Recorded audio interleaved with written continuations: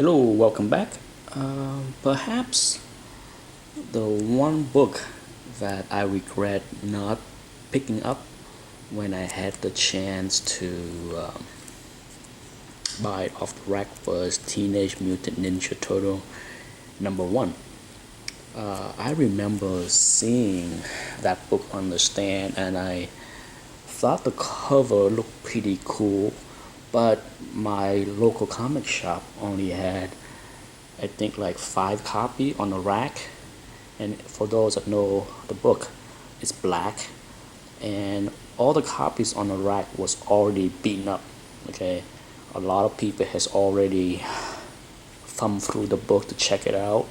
There was a lot of smudges, fingerprint, and all kind of dent and creases on the spine. So, being a high grade nut that I was, I decided to not buy it.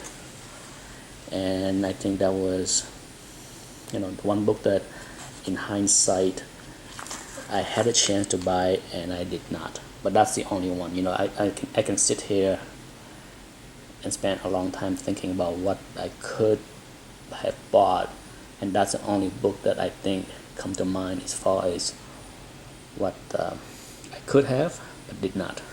Anyhow, so years later, it took me forever. Every time I look at the Teenage Mutant Ninja Turtle #1, I keep saying it's too expensive, and they keep going higher and higher. And then, now it get to a point of silly. So I think the odds of me getting a first print #1 is slim. But here is a reprint copy, a third print. For those that don't know, they reprinted twice. And the best way to tell, you can look at a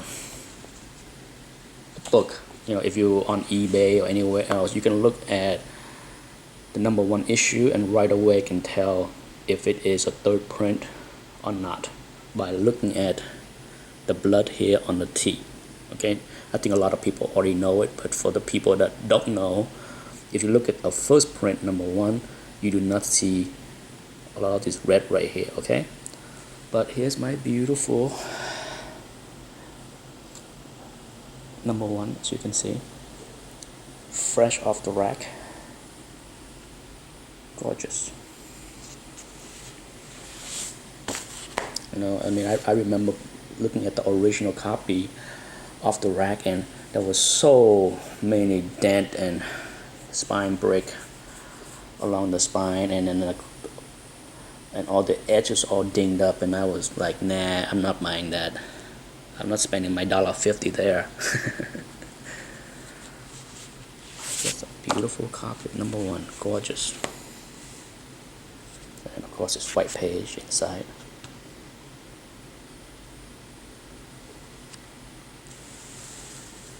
And here's #2. I think #2.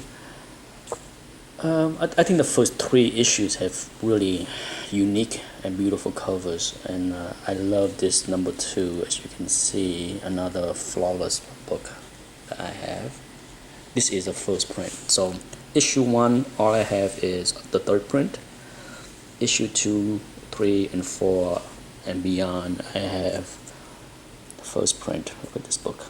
Razor sharp edge. Not one thing wrong with it. I love the reflection of the turtles on the metal here. Beautiful. Very well done. Absolutely love that cover. And then #3 have that awesome blue, teal, I'm not sure the exact color to call it, but it's my #3. As you can see, beautiful, flawless.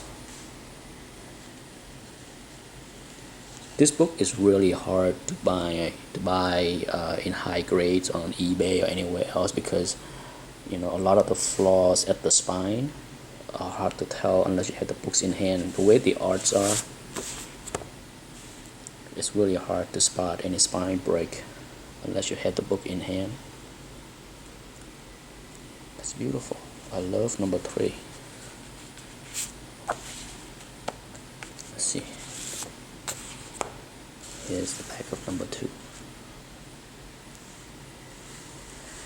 And for number four is kind of boring compared to the previous three, but here we go.